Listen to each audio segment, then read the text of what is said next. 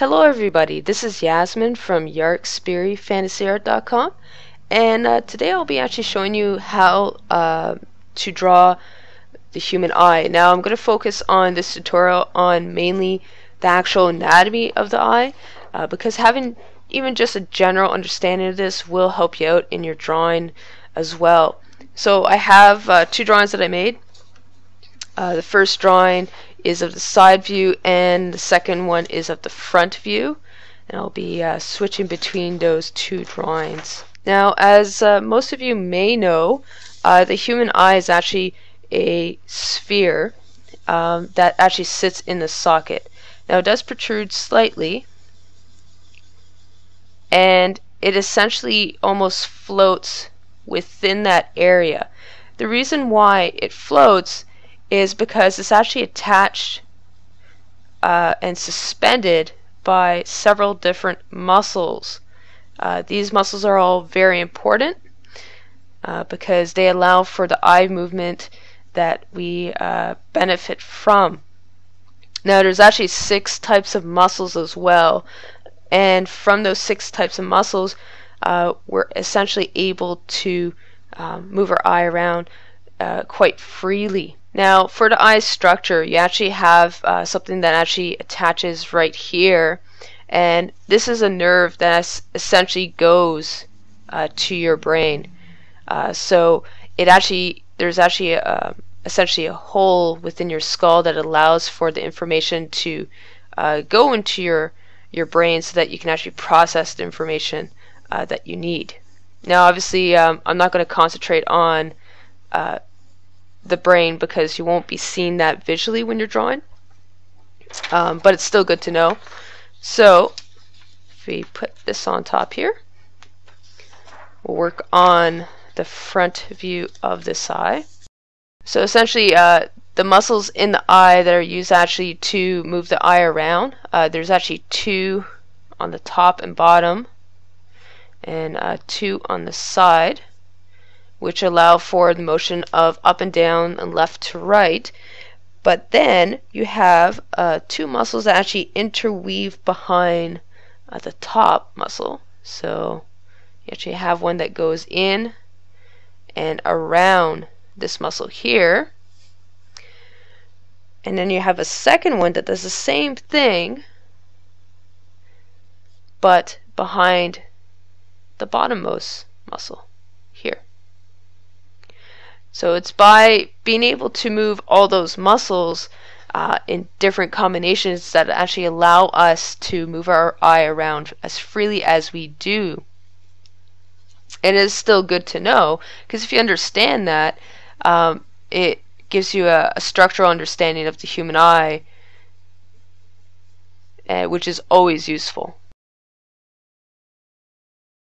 Your eyelid is actually made up of essentially a couple of different layers, and it's how these layers interact that allow, once again, for what you visually see. So the top of the eyelid, it does wrap around because your eye is a sphere, so it has to wrap around circularly, and then you actually have a portion where the tear duct is actually connects to the nose portion here.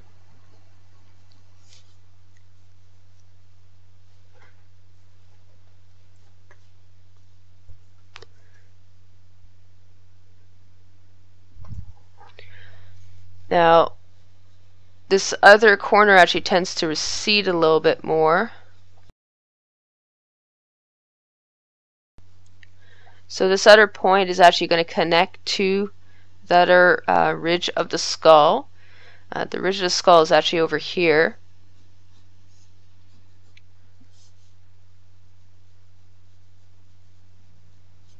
And although it's connecting, you don't necessarily see it protruding as much as over here. The reason why is because this is actually further back and away from that ridge, so it actually is a little bit further back. Now for that extra skin that's below the eyes, it has to wrap around once again on the top and bottom, and that's actually what gives you the bags around your eyes, is that area there. And because this portion is actually further back, it actually normally gets overlapped by muscle as well, so you get a lot of pleated skin on the top here. Now, when you're also drawing a pupil, essentially you want to preferably have it overlapping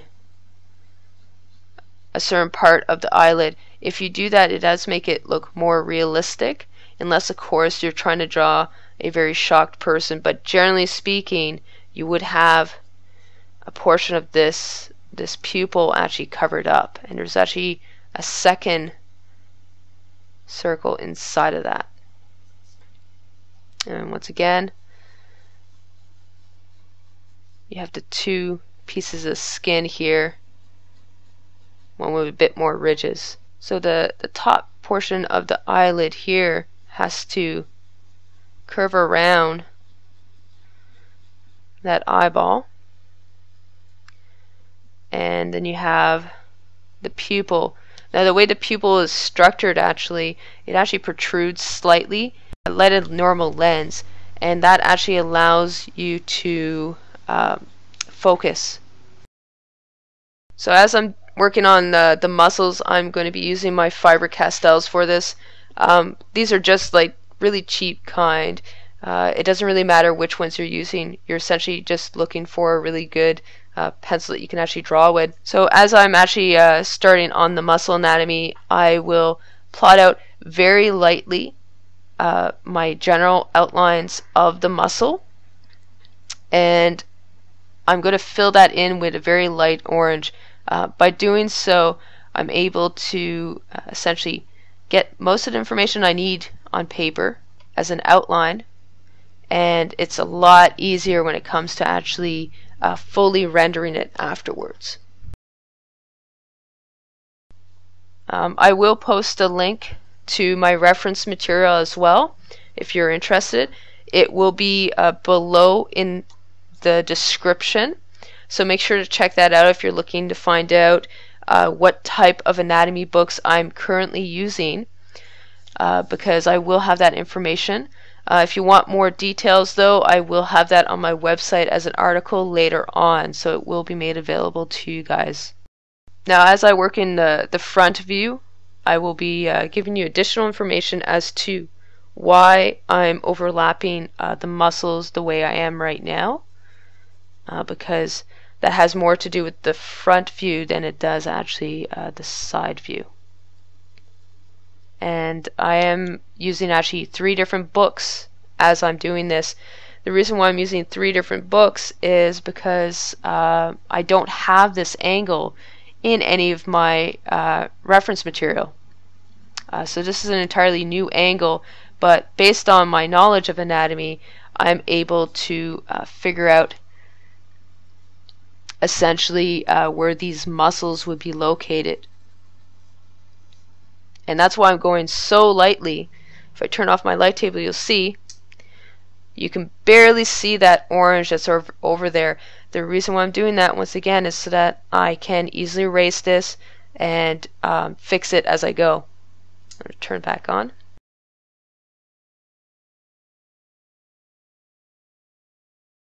When you're drawing in muscle tissue, it is important that you do try and go slowly. That's probably the most important thing, is that you go extremely slowly as you shade. If you don't do this, then what happens is you lose that grain or that tissue effect that you're trying to achieve. And it is something that you want to aim for, because if you do that properly, it looks a lot more realistic.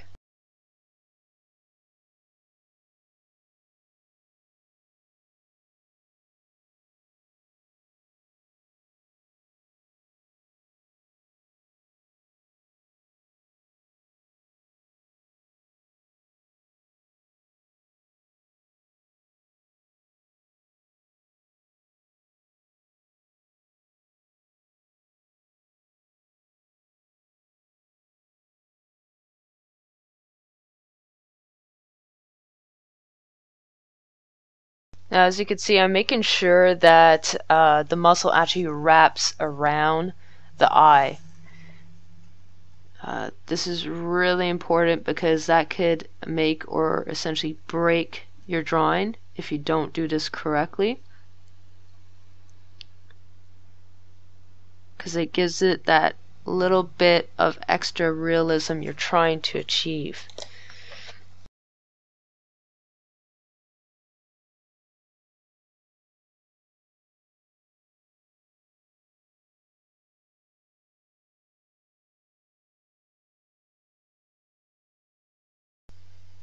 Just going to add a color to the eye to make it a little bit more appealing, because right now there isn't any color in that eye.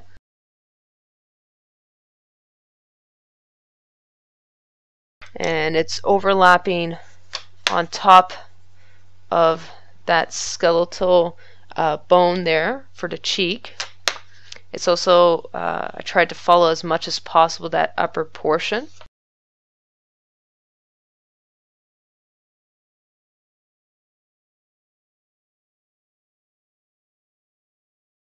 Now the table setup that you see me having right now is a setup that is pretty similar to what I would have needed if I was in animation. It's not 100%, it's been modified a bit. But this grid that you see is actually called a Graticule, and this allows me to line up everything with my horizontal and vertical lines. So in case you guys were wondering what that was, it's called a Graticule. If you guys want, just let me know, and I could do a little walkthrough on what I actually have for my setup so that you guys are made aware, because this one's a bit more elaborate than what I've had in the past, but it isn't necessary unless you actually want to do a lot of anatomy studies or do animation based projects.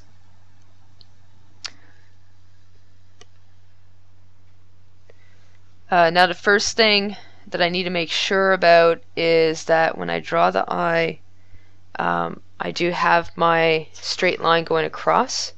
So I'm actually going to add that into my rough here, because that is important, because the anatomy does line up to that one line. Okay.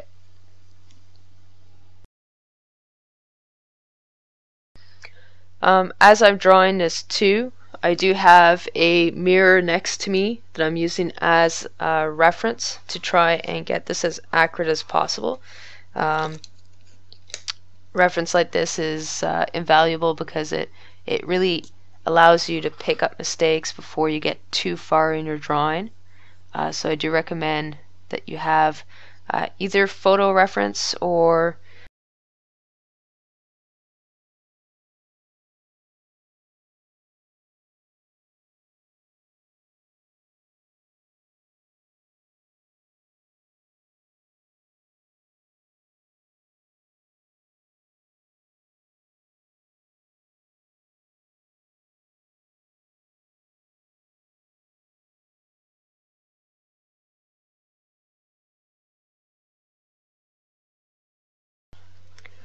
So I hope you guys found this useful, and I hope to see you guys soon. So thank you and take care.